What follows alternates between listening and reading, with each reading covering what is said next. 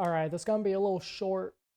Well, probably gonna be longer than it is short. Tutorial on how I set up all of my stuff for Neuron so that other people can do the same thing.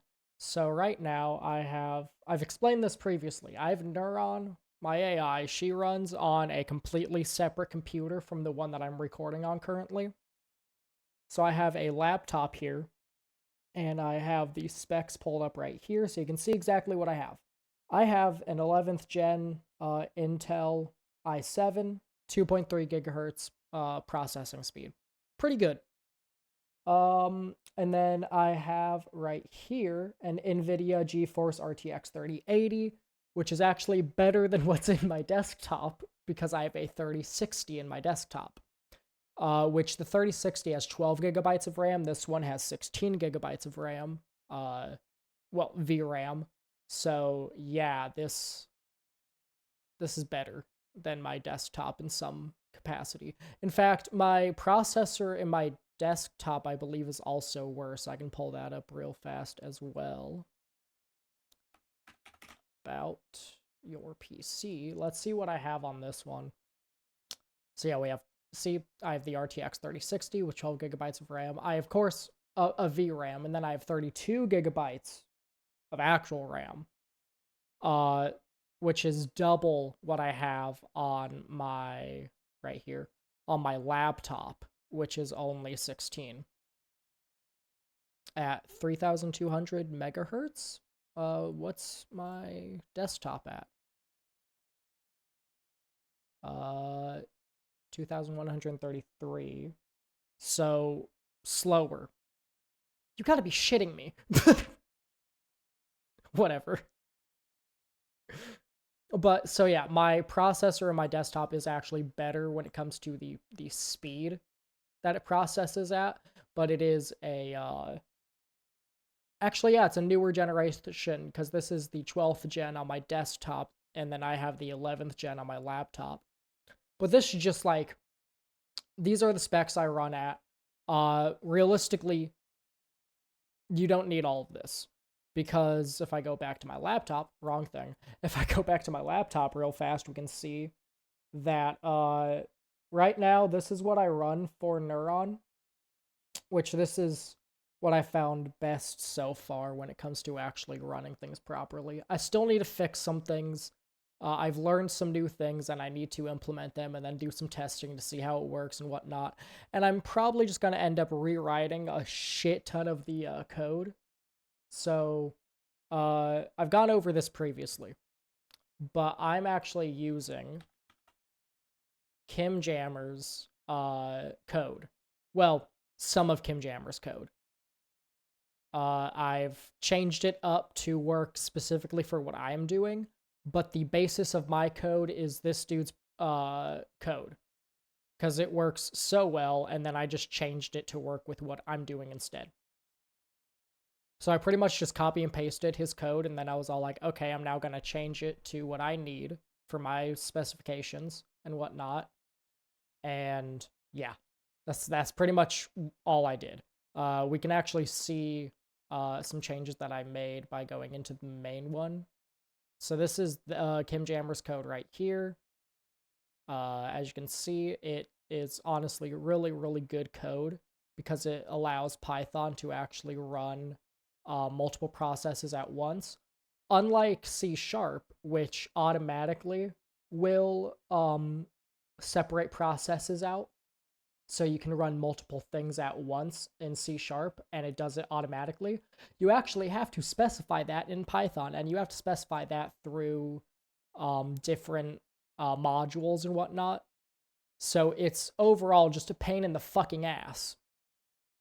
Yeah, you have to use threading in order. You have to literally tell Python, I want you to use multiple threads, and then you have to specify which parts of your code you want to run in different threads.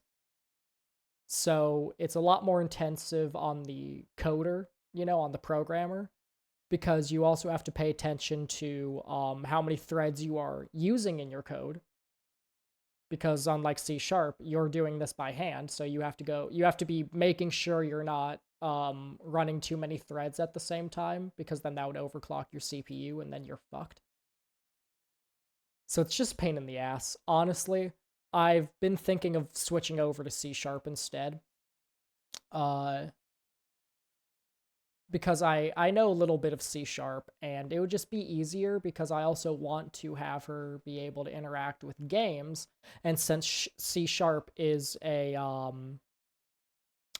I think C# is a it's based off of, I believe, C. It's either based off of C or C++. I don't remember which one it's based off of, but pretty much most video games run in C# or C++.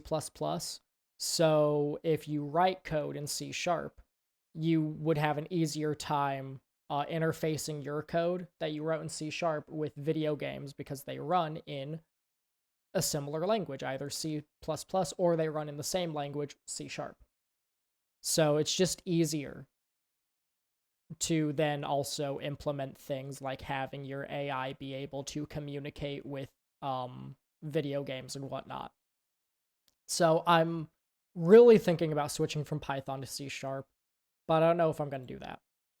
And now we can go back into here and look at my code, which is this one.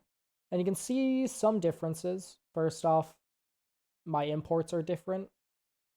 Because once again, I pretty much just looked at their code and I was all like, okay, I'm going to copy and paste some of the code, and then I'm also going to rewrite it to work with what I'm doing. So as you can see, I rewrote some stuff, and then right here, I pretty much just copy and pasted everything. But yeah. So with that said, where did my mouse go? There we go.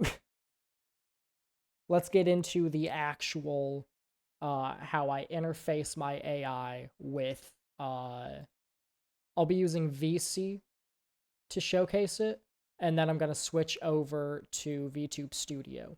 And this is because I had somebody email me asking me about how I do all of my stuff, and they specifically wanted a 3D model. And so I specifically use VTube Studio, which is what most VTubers use, as far as I know. I know it's what Vettel uses for Neuro. And so it's what I use. It's just easier. And it comes with a model that already has a bunch of animations and facial expressions and whatnot. So it's just nice. But if you want to do a 3D model, then what you would want to use is this right here, VC Face. I accidentally told them to go with V2 or Vroid Studio, which Vroid is actually only for creating 3D models to be used as VTuber Avatars. Because I forgot that VC Face is what I used back when I was messing around with 3D models.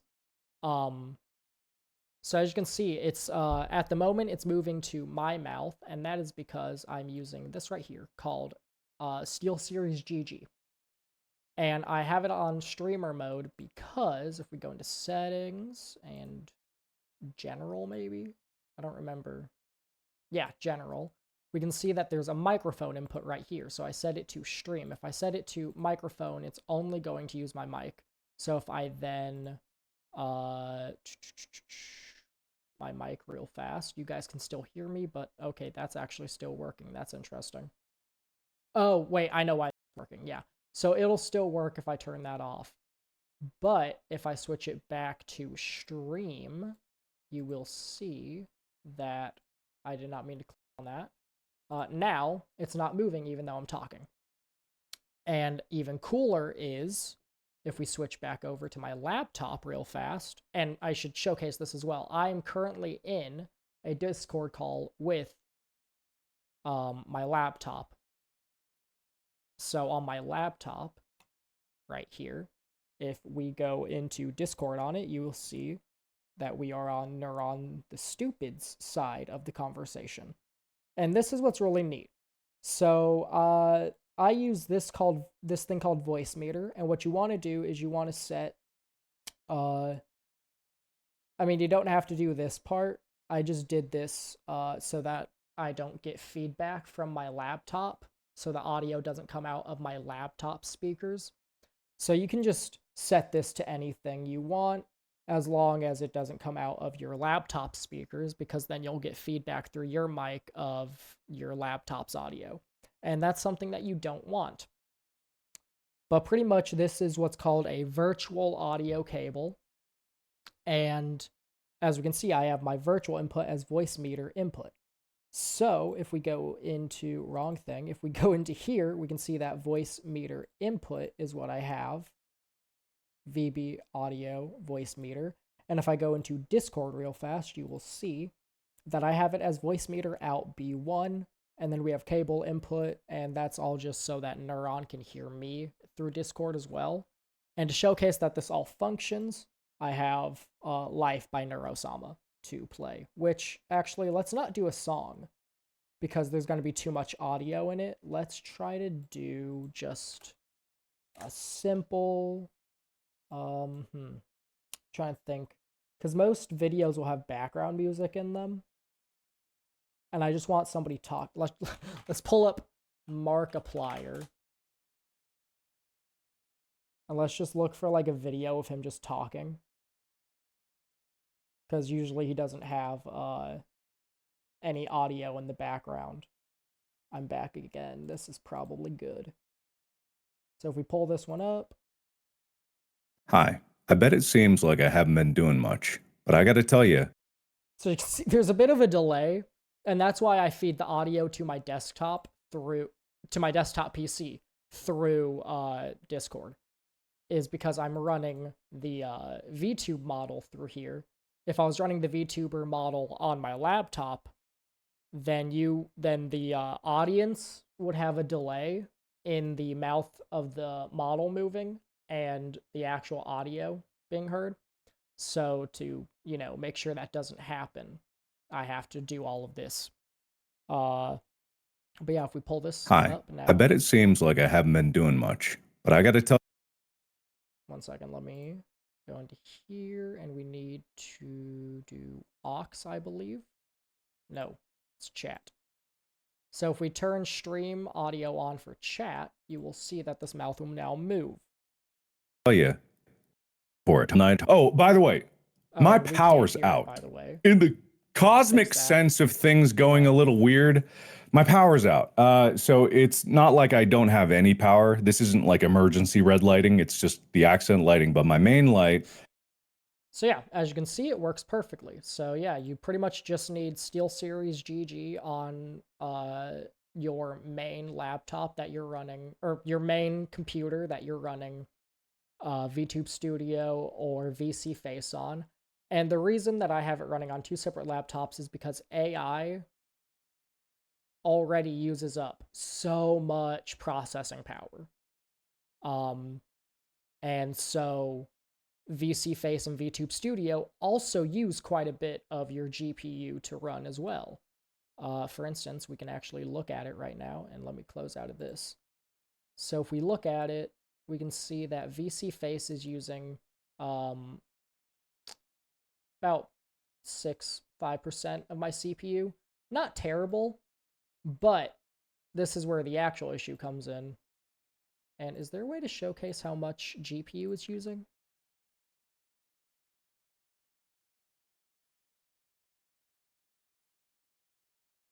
I guess that would be this one right here, my memory that's in use. And if we look at what is using up my memory the most, VC Face is using up a little bit of memory as well. VC Face is a lot easier on processing power than VTube Studio is. But if we pull up VTube Studio now, so this is what you would want to do if you have a 3D model that you want to use. And by the way, another thing is, one thing you'd want is animations. Stop it. Is animations for your for the avatar being used, because obviously an AI can't actually move. So you'd want animations that the AI can choose to play, and you probably want like an idle animation of sorts. So I'll have a link to this video right here. This dude showcases how to add an animation to your VC face model, which is really neat. So yeah, pretty much everything you would need to set up an AI VTuber with VC face and a 3D model and whatnot all is right here now. I don't understand anything about animations and whatnot. I don't know anything about Blender, so that's why I'm not making a tutorial, and instead we'll just link to this guy's tutorial. But yeah, so now let's switch over to VTube Studio to showcase how that one works.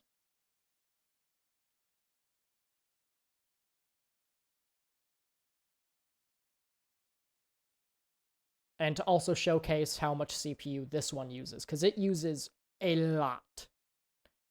That is the big issue. And it especially uses a lot if you're running 2 instances of it, which is what I do. That's how I have the rat model and neurons model.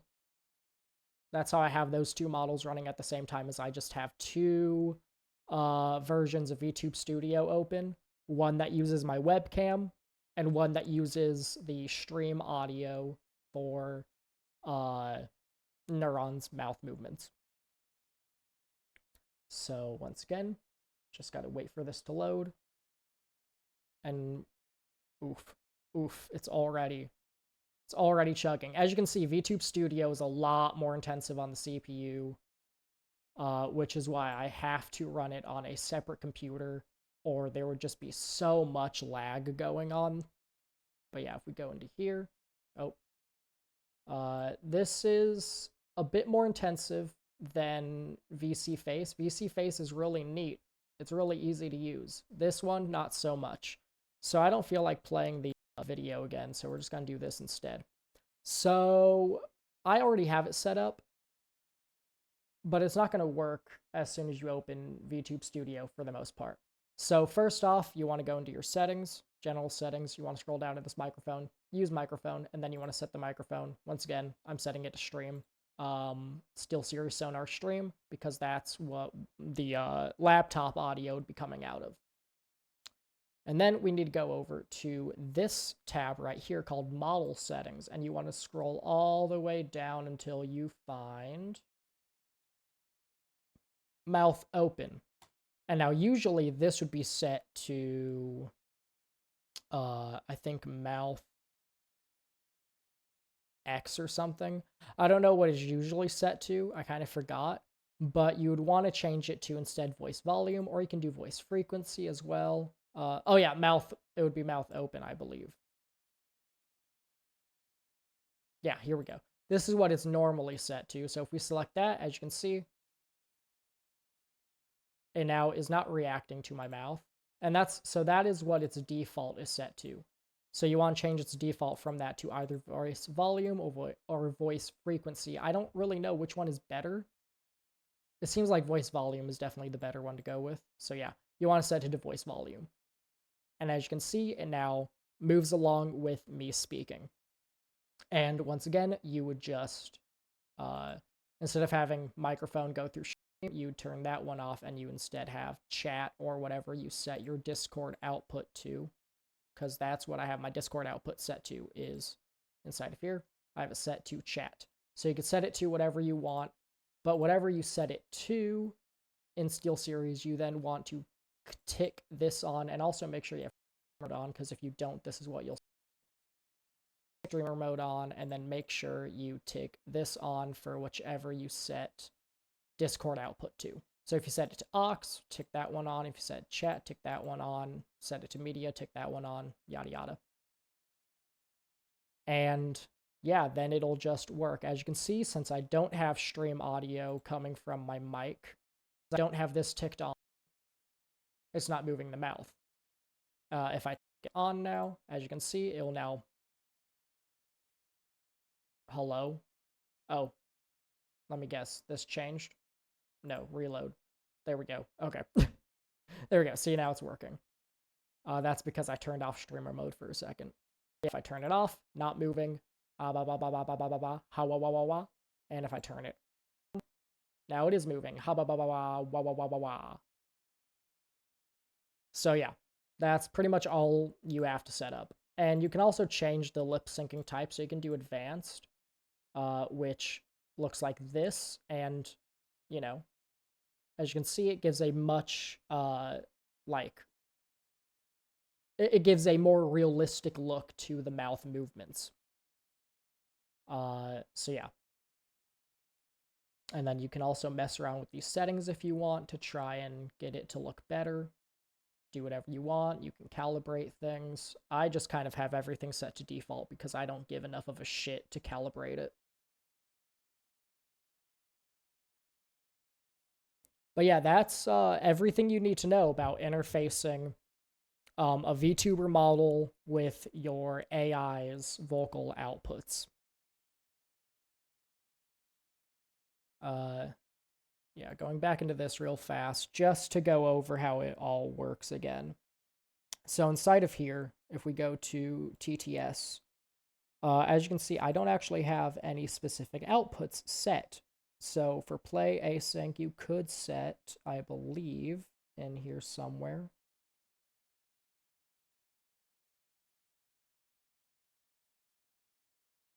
I'm pretty sure there's a way to set the mic. Maybe I'm wrong. One second. It's probably up here or something with stream. Self.stream.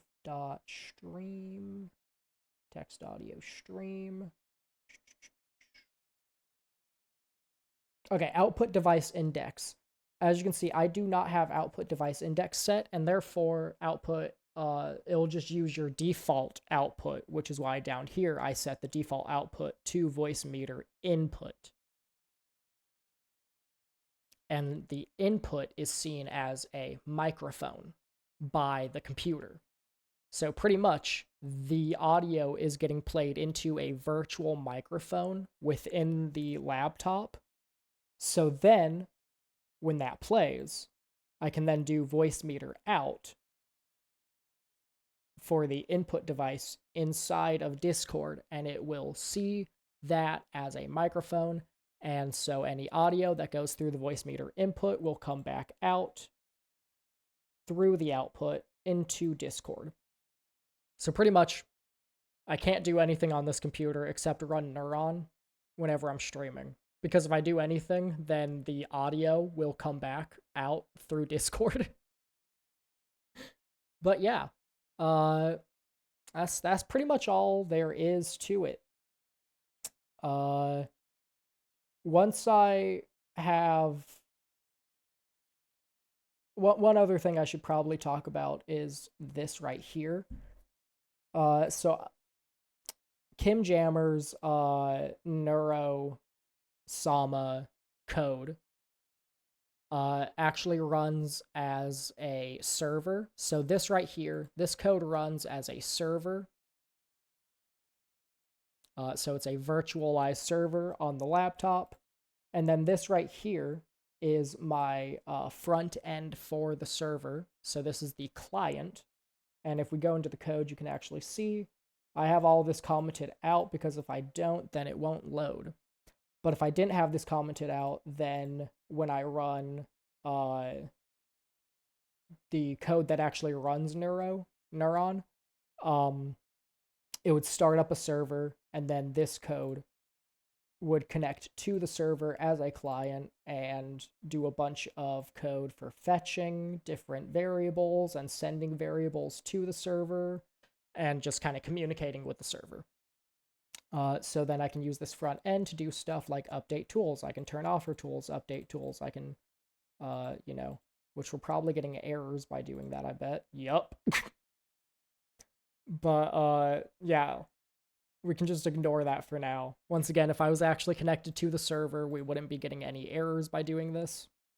But yeah, so I can turn off some of her tools, and then these right here are her, so I can turn off her thinking so she can't think anymore. I can turn off her hearing so she can't hear me anymore, and I can turn off her speaking so she can't speak anymore.